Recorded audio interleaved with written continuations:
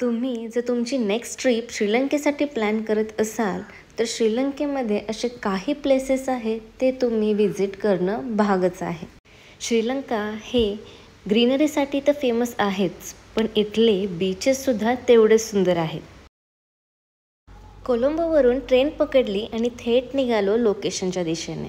सकाळी 10:30ची ट्रेन होती, पण ती येता येता प्लॅटफॉर्मवर 11 वाजले. त्यानंतर आम्हाला त्या लोकेशनवरती पोचायला 1 वाजला होता.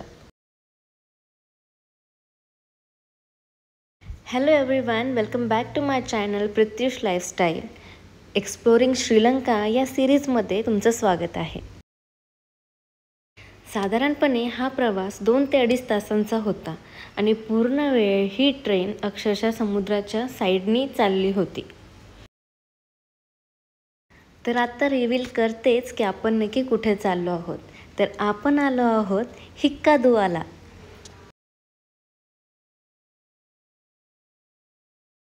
ट्रेनमधून उतरून सरळ पिकमी बुक केली आणि या हॉटेलवर येऊन पोचलो. हे हॉटेल छान आहे. हॉटेलचं नाव आहे कोरल रॉक बाय बन्सी. आम्ही गेल्यावर तिथे आम्हाला वेलकम ड्रिंक देण्यात आलं. आम्ही आधी बुकिंग केली नव्हती, तिथे जाऊनच आम्ही बुकिंग केली.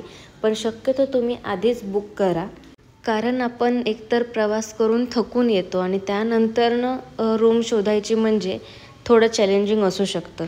आता आम्हाला ह्या हॉटेलबद्दल माहिती होतं, त्यामुळे आमच्यासाठी ते इझी होतं. रूम छान होती. रूमपेक्षा मला वाटते रूमचा जो व्ह्यू होता रूममधून तो खूप छान होता. पूर्णपणे रिलॅक्सिंग असा हा व्ह्यू आहे. इथे जर आलो, इथे जर बसलो तर मला वाटते टेन्शन फ्री होऊ आपण 10 मिनिटातच, असा हा व्ह्यू होता.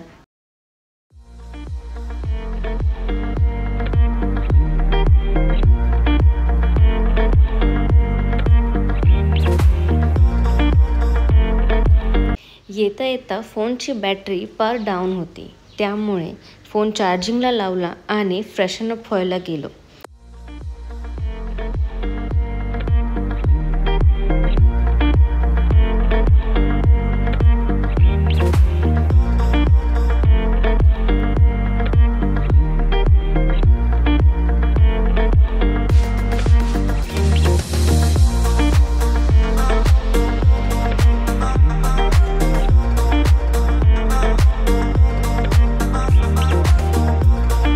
थोडं रूममध्ये रिलॅक्स केल्यानंतर सर्वात आधी म्हटलं टर्टल बीच व्हिजिट करायचा, म्हणून टर्टल बीचच्या दिशेने निघालो.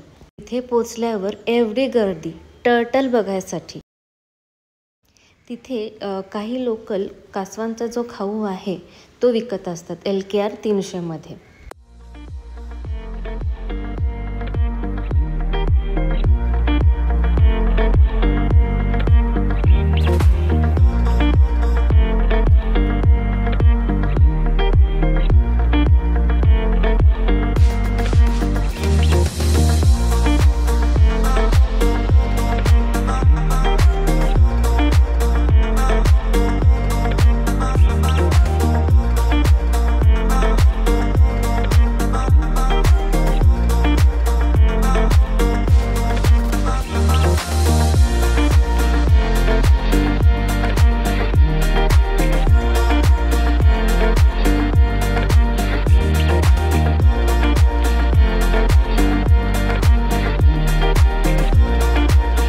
कासव पाहून दुसऱ्या साईडला गेलो. पाणी मस्त निळं पाणी होतं.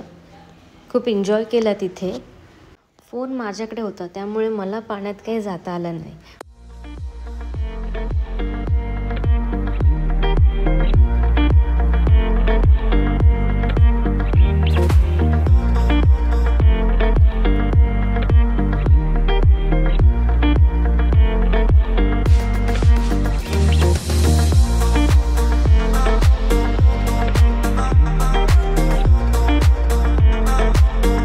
थोडी बीचवर मजा करून परत म्हटलं थोडं पूलमध्ये पण टाईम स्पेंड करावा, म्हणून थोडं पूलमध्ये खेळलो.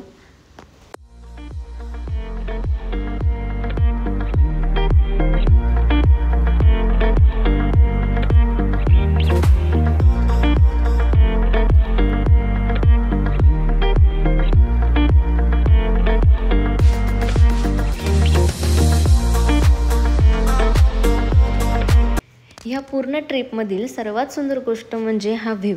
किती छान व्ह्यू आहे हा.